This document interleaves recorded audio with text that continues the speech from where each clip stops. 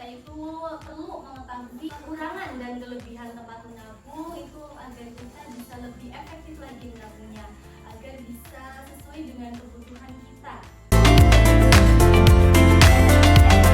Semua terkait dengan kelebihan dan kekurangan itu bisa lihat di flipchart yang ada di atas ini, Ibu. Mari kita diskusikan bareng-bareng ya, kita belajar bareng-bareng. Nih, tempat menabung. Nah, ternyata banyak sekali nih tempat-tempat untuk menabung. Bisa minta tolong dibacakan salah satu.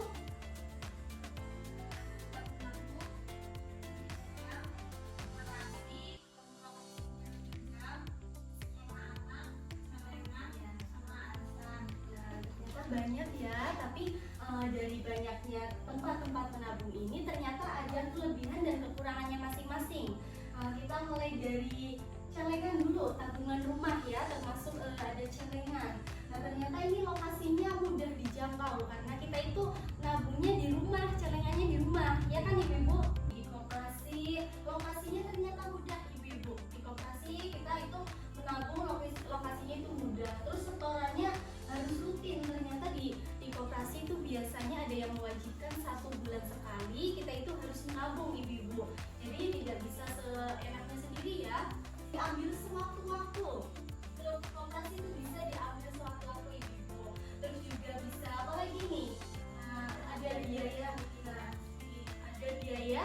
administrasi. Nah, iya benar di koperasi karena ini sebagian besarnya juga berbadan hukum Ibu-ibu. Di koperasi, di bank itu termasuknya berbadan hukum. Jadi ada biaya administrasinya. Terus yang tidak ada biaya administrasinya di mana Ibu-ibu? Yang tidak ada di rumah ya. Di rumah tidak ada biaya administrasinya. Terus di sekolahan juga tidak ada ya biaya administrasi. Terus di arisan juga biasanya tidak ada biaya administrasi. Nah Ibu-ibu, jadi kesimpulan di flipchart ini tadi tempat yang paling aman untuk menabung yaitu ada di bank ya tadi ya. Di bank dan juga di koperasi.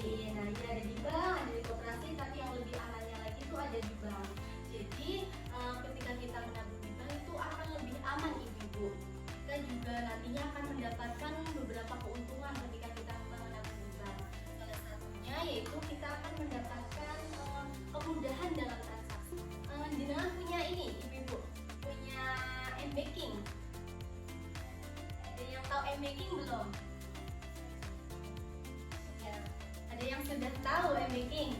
Nah, m-banking itu ketika kita punya tabungan di bank, jadi nanti bisa di m-banking itu bisa dipasang di HP kita Ibu-ibu. Jadi nanti ketika kita mau transaksi itu akan dimudahkan. Kita mau bayar BPJS, kita bisa lewat HP ketika kita punya tabungan di bank. Terus kita mau bayar cicilan motor, kita juga bisa lewat HP Ibu-ibu.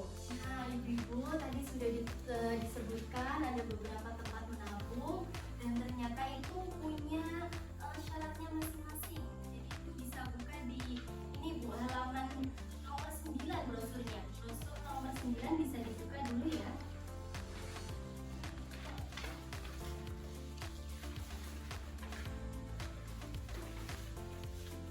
Sudah dibuka semua Ibu-ibu brosur nomor 9-nya.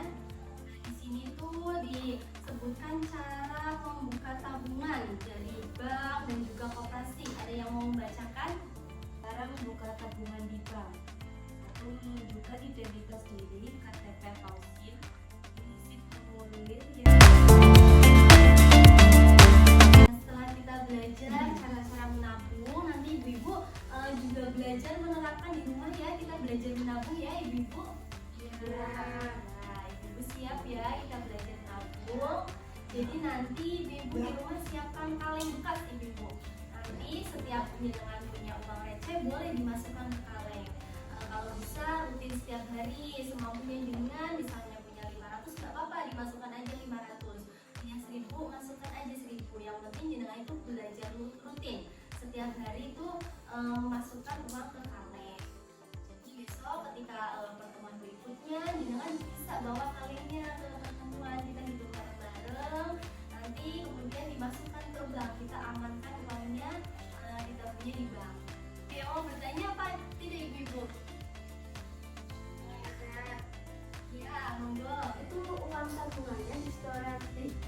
setiap bulan apa setiap minggu? Apa setiap pertemuan?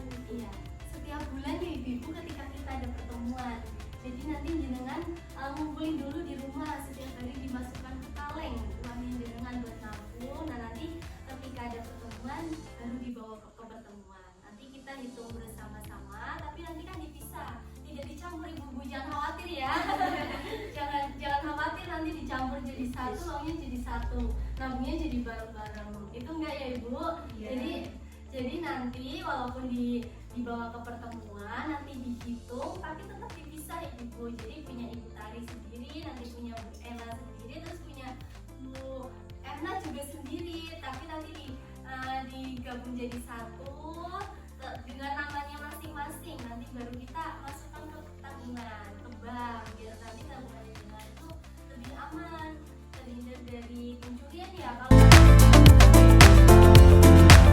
Nah ibu tadi kita udah belajar banyak ya tentang cermat meminjam dan menabung. Nah kira-kira di pertemuan ini hal penting apa yang ibu bisa dapat? Oh nah iya benar. Terus ada lagi Menabung tidak harus banyak asal menabung ya. tidak harus banyak asal rutin. Nah iya benar ibu. Terus ibu ada Menabung dengan disiplin. menabung dengan disiplin. Nah, ternyata banyak ya yang kita dapat. Terus untuk kelengkapannya ibu, jadi untuk melengkapi jawabannya jenengan tadi jenengan ternyata udah bagus-bagus semua jawabannya. Nah lebih lengkapnya lagi kita bisa nonton film. Kita tonton dulu, kita buka dulu filmnya ya. Jadi hal penting yang kita pelajari di sesi ini, ibu-ibu bisa buka di brosur halaman 5 sampai halaman 6 ibu-ibu. Terus juga halaman 8 sampai halaman 10. Sudah ketemu? Sudah. Nah, bisa minta tolong dibacakan ibu yang halaman nomor 5, brosur nomor 5. Biasakan menabung dengan disiplin, biar sedikit asal rutin. Nah, ya ibu, jadi biasakan menabung dengan disiplin asal rutin. Jadi kita menabung itu tidak harus banyak ibu-ibu. Kita mulai dari yang nominalnya sedikit, asal rutin, nanti lama-lama akan banyak. Sedikit-sedikit, nanti lama-lama akan menjadi bukit. Nah, benar sekali ibu. Terus yang nomor 6 boleh minta tolong dibacakan.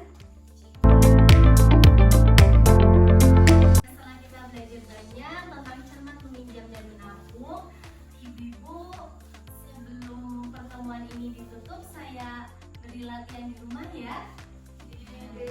Ibu-ibu bisa buka di buku pintar di halaman 22 itu 22 sampai 24.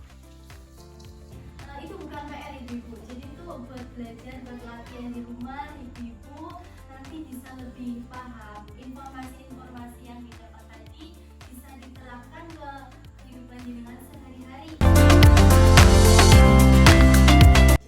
Ibu-ibu semua tadi kita sudah belajar mengendalikan pengeluaran, terus mengelola hutang dan juga cara menabung.